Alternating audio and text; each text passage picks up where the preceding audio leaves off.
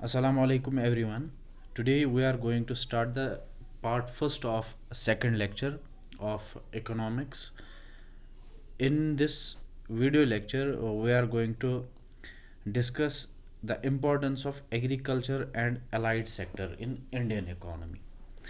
Okay, first of all, we will go through the main definition of agriculture, that what agriculture is.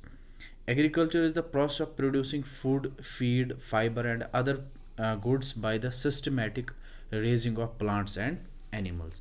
Agriculture क्या है? ये एक ऐसी process है जिसमें हम प्रोडक्शन करते हैं, चाहे वो फूड हो या फॉडर हो या फाइबर फाइबर लाइक कॉटन, ठीक है, या बाकी जो गुड्स है, इनकी हम एक सिस्टमेटिक रेजिंग मतलब ये हुआ कि एक सिस्टमेटिक वे में हम इनकी रेजिंग करते हैं। जैसे कि अभी जो मौसम चल रहा है कि अभी हमने जो, अगर हम पर्टिकुलरली JNK की बात करेंगे, JNK में जो पैडी सैपलिंग्स अभी कुछ मतलब अभी भी लगाई जा रही है, या कुछ लोग हैं जिन्होंने वो लगाई पैडी सैपलिंग्स, तो एक सिस्टमेटिक वे में उनको रेज़ किया जाएगा, ठीक है। फिर वो पैडी प्लांट्स लास्ट लास्ट में जब उसकी ये हार्वेस्टिंग होगी, उसकी थ्रेशिंग होगी, तो वहाँ पर हमें पैडी मिलता है, और उसी पैडी को हम लास्ट में कन्वर्ट करते हैं इनटू राइस, क्योंकि राइस एक फिर एंड प्रोडक्ट बनता है उसका, एक जिसको हम फिनिश्ड गुड कहते हैं, जिसको हम फिर कंज्यूम कर सकते हैं, ठीक है। एक सिस्टमेटिक वे में इनकी रेजिंग की जाती है, चाहे वो प्लांट्स की रेजिंग हो या एनिमल्स की, ठीक है। जैसे कि लाइव स्टॉक लेते हैं हम, वहाँ पर हम कैटल्स है हमारे पास या पोल्ट्री है, ठीक है। तो इसको हम क्या कहते हैं? एग्रीकल्चर, ठीक है।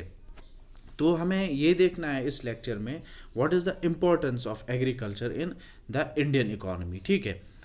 अगर हम बात करेंगे कि जो एग्रीकल्चर आउटपुट है, एग्रीकल्चरल आउटपुट जितना भी है, it is a component of the GDP of a nation. Component क्या हम कहते हैं कि कंपोनेंट उस चीज़ को हम कहते हैं कि अगर हम कोई चीज़ लेते हैं, ठीक है, तो हम ये कहते हैं कि ये चीज़, इसमें क्या क्या यूज़ हुआ है, ये किन पर्टिकुलर जो थिंग्स है वो किन से बना है, ठीक है, उसको हम कंपोनेंट कहते हैं। तो जो यहाँ पर GDP है एक हमारी कंट्री का, जो इंडिया कंट्री है, इसका जो GDP है, ग्रॉस डोमेस्टिक प्रोडक्ट, उसमें से एक ये, क्योंकि ये जो मेन पार्ट है GDP, अब ये किन किन पार्ट्स से बना है, ठीक है। जैसे कि अगर हम ह्यूमन बॉडी की बात करेंगे, ह्यूमन बॉडी में बहुत सारे पार्ट्स हैं, ठीक है।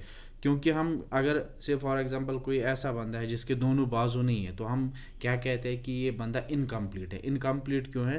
क्योंकि इसके बाजू नहीं है। ये जो हम अपने बाजुओं से जो काम कर सकते हैं, ये बंदा नहीं कर सकता, क्योंकि इसके पास वो ये कंपोनेंट नहीं है। इस कंपोनेंट यहाँ पर क्या है, इसकी जो दो आर्म्स है, यहाँ पर एक ह्यूमन बॉडी में ये कंपोनेंट है। हेड है, ये एक कंपोनेंट है।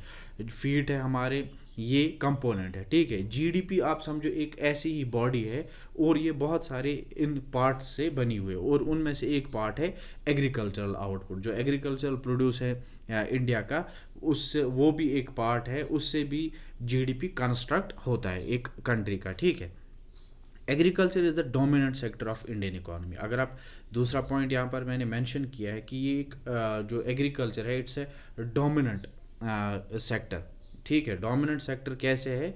क्योंकि आप देखोगे कि बहुत सारे लोग इन यहाँ पर नेक्स्ट पॉइंट में अगर आप देखोगे, in India 65% of the population relies on agriculture for employment and livelihood, ठीक है। एम्प्लॉयमेंट के लिए या अपना रोज़गार कमाने के लिए 65% लोग जो इंडिया के हैं वो डायरेक्टली डिपेंड है इस एग्रीकल्चर पे, ठीक है।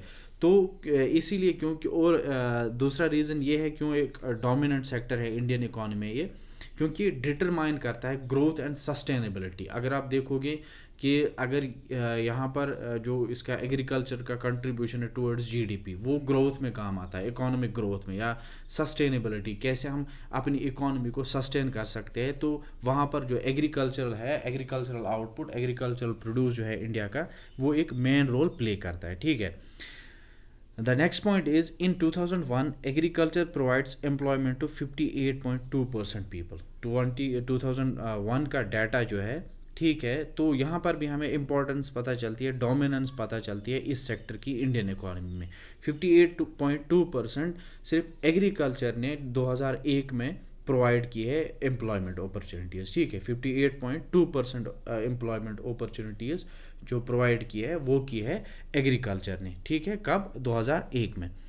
Agriculture continues to be an important sector of the economy with a 14.1% share in the gross domestic product in 2011-12। अगर आप 2011-12 का जो फाइनेंशियल ईयर है वो उठा के देखेंगे तो हमारे पास डाटा है कि एग्रीकल्चर जो है इसने जो इसका शेयर है ग्रॉस डोमेस्टिक प्रोडक्ट में कितना कंट्रीब्यूट किया है, 14.1% इसने कंट्रीब्यूट किया है टुवर्ड्स इंडियाज़ जीडीपी, ठीक है। और यहाँ पर इससे हमें पता चलता है कि ये क्यों इम्पोर्टेंट सेक्टर है इंडियन इकोनॉमी में, ठीक है। यहाँ पर एक और हमारे पास डाटा है, the 11th 5 year plan 2007 to 2011, 2007 से या 2007 से 2012 तक जो 11th 5 ईयर प्लान है, witnessed an average annual growth of 3.6% in the GDP from agriculture, ठीक है। तो उसमें क्योंकि जो 5 ईयर प्लान्स होते हैं, 12 5 ईयर प्लान्स आए हैं आज तक, अभी फिर नीति आयोग आई उसके बाद, ठीक है। तो हम वो लेटर ऑन किसी दूसरे टॉपिक में डिस्कस करेंगे कि ये 5 ईयर प्लान्स क्या है या नीति आयोग क्या है, वो लेटर ऑन हम डिस्कस करेंगे। लेकिन जो 11th 5 ईयर प्लान है जो 2007 से 2012 तक था, उसमें जो एवरेज फिर देखी गई लास्ट में कि एवरेज एनुअल ग्रोथ क्या रही एग्रीकल्चर में, ठीक है, कि कितना उसने कंट्रीब्यूट किया जीडीपी में, ठीक है, वो है 3.6%। और एंड अलाइड सेक्टर्स या बाकी सेक्टर्स जो उसके साथ है उन्होंने कितना कंट्रीब्यूट किया है, एवरेज देखते हैं हम, एनुअल एवरेज देखते हैं हम, वो है 3.6%, ठीक है, अगेंस्ट ए टारगेट ऑफ 4%। और इसमें इनको जो एवरेज थी वो टारगेट जो इन्होंने रखा था इस 11th 5 ईयर प्लान में कि कितना कंट्रीब्यूट एवरेज एनुअली ग्रो करना चाहिए, 4% तो नहीं कर पाया, लेकिन 3.6% इसने टच किया, ठीक है। And much higher than the average annual growth of 2.5% and 2.4% achieved during the 9th and 10th plans, ठीक है। जो 9th 5 ईयर प्लान या 10th 5 ईयर प्लान है, ठीक है, जो 11th 5 ईयर प्लान से पहले आते हैं, अगर आप देखोगे कि यही अगर हम देखेंगे यही डाटा जो इसका जो एवरेज एनुअल ग्रोथ है एग्रीकल्चर का, ठीक है, जो उसने कंट्रीब्यूट किया है जीडीपी में, तो 11th 5 ईयर प्लान में था 3.6%, 10th में था, 9th में अगर हम देखेंगे 9th 5 ईयर प्लान में यही जो एनुअल एवरेज ग्रोथ थी एग्रीकल्चर की जीडीपी में जो इसने कंट्रीब्यूट किया वो थी 2.5%। और यही जो था ये 10th 5 ईयर प्लान में 2.4% था। अब देखो आप यही कि 9th और 10th 5 ईयर प्लान से ये ज़्यादा इसने कंट्रीब्यूट किया किसमें, 11th 5 ईयर प्लान में, ठीक है। The 12th 5 year plan also kept the target for growth at 4%। जब 12th 5 ईयर प्लान फिर उसमें उसके बाद दिया गया तो उसमें भी यही टारगेट रखा गया एग्रीकल्चरल सेक्टर के लिए कि इसको एनुअल एवरेज ग्रोथ कितनी होनी चाहिए, इसको टारगेट रखा गया वो भी 4%, ठीक है। तो इससे हमें पता चल सकता है कि क्यों जो एग्रीकल्चर सेक्टर को डोमिनेंट सेक्टर या हम कह सकते हैं इम्पोर्टेंट सेक्टर माना जाता है इंडियन इकोनॉमी में, ठीक है। लेकिन दूसरी तरफ से हम ये भी देख सकते हैं कि जो हमारी एग्रीकल्चर प्रोड्यूस है, एग्रीकल्चर प्रोडक्शन है, उसमें मतलब बहुत दफ़ा डेक्लाइन भी आई है। ये हम ये नहीं कहेंगे कि हम अभी ग्लोबली एग्रीकल्चर सेक्टर में ग्लोबली बाकी जो एग्रीकल्चरल कंट्रीज़ है जहाँ पर एग्रीकल्चरल प्रोड्यूस एग्रीकल्चरल प्रोसेस होती है, तो हम उनके साथ अभी ग्लोबली compete नहीं कर पा रहे, ठीक है। लेकिन अगर हमारे पास यहाँ पर कुछ और डाटा है, it has been revealed that the growth rate of agriculture production declined from 3.72% in 1980s। अगर हम देखते हैं कि जो एग्रीकल्चर प्रोडक्शन की जो ग्रोथ रेट थी 1980s में थी वो 3.72% टू 2.35% इन द 1990s, ठीक है। 1980s में जो एग्रीकल्चर प्रोडक्शन की जो ग्रोथ रेट थी वो थी 3.72%। 1990s में आते आते यही जो एवरेज है वो डाउन हो गई, तो ये जो ग्रोथ रेट है एग्रीकल्चर प्रोडक्शन की ये डाउन हो गई फ्रॉम 3.72% टू 2.35% इन 1990s, ठीक है, indicating towards the need of sustainability in agriculture. यहाँ पर क्या है कि ये एक इंडिकेशन हमें दे रही थी कि हम कहाँ जा रहे हैं, कि दिन ब दिन हमें, क्योंकि जब मतलब नया नया दौर आता रहता है, तो डेवलपमेंट्स होती है, मॉडर्न टेक्नोलॉजी डेवलप होती है, ठीक है। तो उसके साथ साथ हमें क्या करना है कि हमारा जो एग्रीकल्चर है या बाकी जो सेक्टर्स है वो डेवलप होने चाहिए। लेकिन यहाँ पर हम उल्टा देख रहे हैं कि 1980s में जो ग्रोथ रेट थी एग्रीकल्चर प्रोडक्शन की थी वो थी 3.72%। लेकिन जब हम 1990s में आते हैं, तो इसके बाद जब हम 90s के डेकेड में आते हैं, तो यही जो ग्रोथ रेट है एग्रीकल्चरल प्रोडक्शन की ये डिक्लाइन हो जाती है फ्रॉम 3.72% टू 2.35%, ठीक है। तो ये हमें एक इंडिकेशन देती है दैट कि हमें किस चीज़ की ज़रूरत है, किस चीज़ की नीड है, दैट इज़ सस्टेनेबिलिटी। कि हम किस तरीके सस्टेन करें अपने एग्रीकल्चर को, किस तरीके से हम आगे ग्रो करें, डेवलप करें, न कि हम पीछे जाए, ठीक है। ये एक इंडिकेटर था उस टाइम पे। Indian agriculture is still best with problems like inadequate capital formation, low productivity, high cost of production, uneven growth rate, ठीक है, uneven growth etc, ठीक है। तो हमारा जो एग्रीकल्चर है, हम ये नहीं कह सकते कि हमारा एग्रीकल्चर जो आज के दौर में है कि 21st सेंचुरी चल रही है, ठीक है, तो हम ये नहीं कहेंगे कि हमारा जो एग्रीकल्चर सेक्टर है इसमें कोई प्रॉब्लम नहीं है, ठीक है। बहुत सारी प्रॉब्लम्स है अभी भी स्टिल, ठीक है। इतनी टेक्नोलॉजी होने के बावजूद, इतनी डेवलपमेंट्स होने के बावजूद स्टिल अभी हमारे जो इंडियन एग्रीकल्चर है वहाँ पर बहुत सारी प्रॉब्लम्स है। जैसे कि इनएडिक्वेट capital formation, इनएडिक्वेट capital formation, capital here means the machinery, ठीक है। कैपिटल फॉर्मेशन अच्छे से नहीं होती है। कैपिटल फॉर्मेशन मतलब कि आपके पास टेक्नोलॉजी है, ठीक है, हम स्टिल वही जो इक्विपमेंट्स है, जो एंशंट इक्विपमेंट्स है वो अभी यूज़ कर रहे हैं, ठीक है। अगर अब किसी के पास है भी, कोई एफर्ट कर सकता है मॉडर्न टेक्नोलॉजी को, लेकिन उसके पास वो पूरी वो स्किल नहीं है कि किस तरीके से वो उसको यूटिलाइज कर सके। तो ये है इनएडिक्वेट कैपिटल फॉर्मेशन है, लो प्रोडक्टिविटी है। दिन ब दिन हम बहुत सारे फर्टिलाइजर्स, वीडिसाइड्स, नई नई टेक्नोलॉजीज यूज़ करते हैं, लेकिन फिर भी हम क्या देखते हैं कि प्रोडक्शन जो है वो कम हो रही है, वो इंक्रीज़ नहीं हो रही है। अगर इस साल मेरी प्रोडक्शन 10 क्विंटल्स थी, तो अगले साल ये 11 या 12 क्विंटल्स होनी चाहिए थी। लेकिन हम क्या करते हैं, या तो यही 10 क्विंटल अगले साल भी होगी या इससे कम होगी। तो प्रोडक्टिविटी कम है, प्रोडक्शन कम हो रही है। तीसरी प्रॉब्लम क्या है, high cost of production. High cost of production क्या है? हाई कॉस्ट ऑफ प्रोडक्शन मतलब कि मैं जो से फॉर एग्ज़ाम्पल अभी मैं कोई एग्रीकल्चरल क्रॉप प्रोड्यूस कर रहा हूँ, ठीक है, तो उसमें मुझे पहले यहाँ से बहुत ज़्यादा कॉस्ट स्पेंड करना पड़ता है, ये एक्सपेंडिचर मुझे बहुत ज़्यादा आता है, खर्चा मुझे बहुत ज़्यादा आता है उसमें। तो फिर जब प्रोडक्टिविटी होती है, जब प्रोडक्शन होती है, तो जितना मैंने यहाँ से खर्चा किया होता है, तो वहाँ से मुझे जो इन रिटर्न है वो उससे कम मिलता है, ठीक है।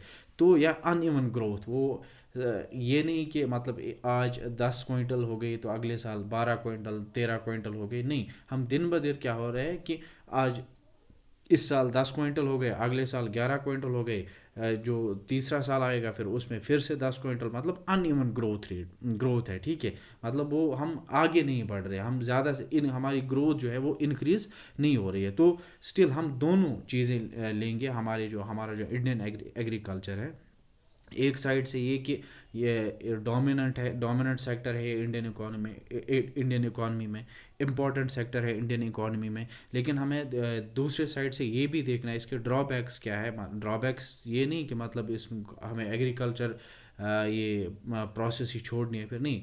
ड्रॉबैक्स, डिमेरिट्स ये है कि हम ग्रो नहीं कर पा रहे हैं, हम डेवलपमेंट होने के बावजूद, टेक्नोलॉजी होने के बावजूद हम आगे नहीं बढ़ पा रहे हैं। जो डाटा मेरे पास है, से फॉर एग्जांपल यहाँ पर जो एग्रीकल्चरल प्रोड्यूस यहाँ पर है 2011-12 में जो ग्रॉस डोमेस्टिक प्रोडक्ट में इसने कंट्रीब्यूट किया है, जीडीपी में कंट्रीब्यूट किया है, उसका शेयर जो है 14.1%। तो ये 2011-12 का है। अभी 2021 वाला जो है 2020-21 वाला फाइनेंशियल ईयर चल रहा है।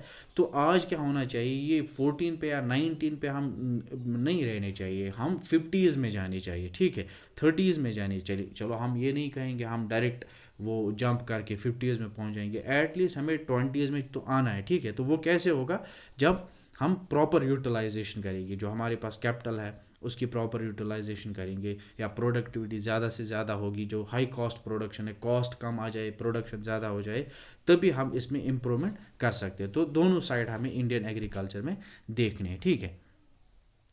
फिर है जो Indian agriculture is witnessing A phase of diversification. अब हम ये भी देखते हैं कि जो इंडियन एग्रीकल्चर है ये इसमें वो फेज़ अब आया है, ये डाइवर्स हो चुका है, ये अब वो लिमिटेड नहीं है। हम देखते हैं कि बस यहाँ पर इस रूरल एरिया में है, वहाँ पर है, नहीं, ये अब पूरा फैला हुआ है, ये डाइवर्स हो गया है because of the introduction of new technology, developments हो रही है, ग्रोथ हो रही है, ठीक है। तो उसकी वजह से जो एग्रीकल्चर जो है इसमें अब डाइवर्सिफिकेशन हो रही है, ये डाइवर्स हो रहा है, ठीक है, ये फैल रहा है अब इंडिया में, ठीक है। To leverage the global competitive advantage, Indian agriculture needs intervention in the policy, in the areas of policy, technology and market access. अगर हमें ग्लोबली compete करना है बाकी कंट्रीज़ के साथ, ठीक है, तो हमारे पास ये एक ऐसा सेक्टर है जिसकी मदद से हम compete उनके साथ कर सकते हैं, ठीक है। तो हमें जो हमारी जो गवर्नमेंट है उसको इंटरवीन करना है, किन किन एरिया में उनको इंटरफेयर करना है। इंटरफेयर वो तो उन्हीं के हाथ में है, लेकिन वो इंटरफेरेंस क्या होनी चाहिए, वो पॉजिटिव इंटरफेरेंस होनी चाहिए, सीरियस इंटरफेरेंस होनी चाहिए। किस किस एरियाज़ में उनको जो कौन कौन से ऐसे एरियाज़ है जिन पे उनको फोकस करना है, जैसे कि पॉलिसी है, जो भी पॉलिसी बनती है आप ऐसी पॉलिसीज़ बनाए, क्योंकि पॉलिसीज़ में ही ये सभी स्कीम्स वगैरह जो फ्रेम की जाती है, ऐसी पॉलिसीज़ बनानी है जो हमें ग्लोबली, मतलब हमें उस चीज़ में हेल्प करे कि हम बाकी कंट्री ग्लोबली हम बाकी कंट्रीज़ के साथ compete करने चाहिए। ऐसी पॉलिसीज़ फ्रेम करनी है। जो नई टेक्नोलॉजी है उसको डेवलप करना है, न्यू टेक्नोलॉजी को डेवलप करना है, नई टेक्नोलॉजी लानी है। इवन कि अगर आपको इंपोर्ट करके भी लानी पड़े गवर्नमेंट को बाकी कंट्री से वो टेक्नोलॉजी वो यूज़ करनी है, ताकि जो हमारी प्रोडक्टिविटी है वो इंक्रीज़ हो जाए, वो कम ना हो जाए, ठीक है। एंड मार्केट एक्सेस, ये वाला पॉइंट है, ये बहुत ही इंपॉर्टेंट पॉइंट है, मार्केट एक्सेस, कि जितना आप अपना ट्रेड एक्सपेंड करोगे बाकी कंट्रीज़ के साथ, ठीक है, उसके लिए सबसे पहले आपको क्या होनी चाहिए कि बाकी कंट्रीज़ के साथ आपके रिलेशंस बेहतर होने चाहिए, वो रिलेशंस आपके साथ बेहतर होने चाहिए। तो उसके बाद क्या होगा कि आपका उस कंट्री का जो मार्केट एक्सेस है वो बेटर हो जाएगा, ठीक है। क्योंकि से फॉर एग्जांपल यहाँ पर मैं एग्जांपल दूंगा कि हमारी जो नेबरिंग कंट्रीज़ है, जैसे कि इंडिया की जो मेन नेबरिंग कंट्री है, अभी जो डिस्प्यूट चल रहा है, तो अगर उस डिस्प्यूट को अगर दोनों गवर्नमेंट्स मिलकर बैठेंगी तो एक तो ये हो जाएगा कि दोनों मुल्कों की जो आवाम है वो मतलब अच्छे से रहेगी, आराम से रहेगी। दूसरी बात ये कि जब इनके बीच वो ट्रेड लिंक्स बढ़ जाएंगे, ठीक है, जो नेबरिंग कंट्रीज़ है इनके बीच जो ट्रेड लिंक डेवलप हो जाएगा, तो दोनों कंट्रीज़ की जो इकॉनमी है वो इंक्रीज़ होगी, वो डेवलप होगी, वो ग्रो करेगी दोनों कंट्रीज़ की इकॉनमी। तो उससे क्या होगा, जब आपके रिलेशंस अच्छे होंगे आपस में, तभी आपकी जो मार्केट एक्सेस होगी दूसरी कंट्री के साथ, ठीक है। तो वहाँ से आप कुछ ट्रेड का इंपोर्ट करके ला सकते हो, यहाँ से आप एक्सपोर्ट करोगे, ठीक है। जिससे क्या होगा, जो हमारा जो हम इससे पहले जो वाला जो पॉइंट है, जो डाइवर्सिफिकेशन, हमारा जो ट्रेड है, हमारी जो इकॉनमी है वो डाइवर्स हो जाएगी। लेकिन ये कब हो सकती है, जब हमारे पास बेटर पॉलिसी होगी, बेटर टेक्नोलॉजी होगी, वो ऐसा मार्केट एक्सेस होगा जिससे जो हमारी कंट्री है उसको फ़ायदा होगा, ठीक है, बेटर रीच होगी बाकी मुल्कों के मार्केट्स में, ठीक है। तो this was about the Indian agriculture which is the dominant sector of Indian economy, main important sector of Indian economy. Assalamu alaikum wa rahmatullah.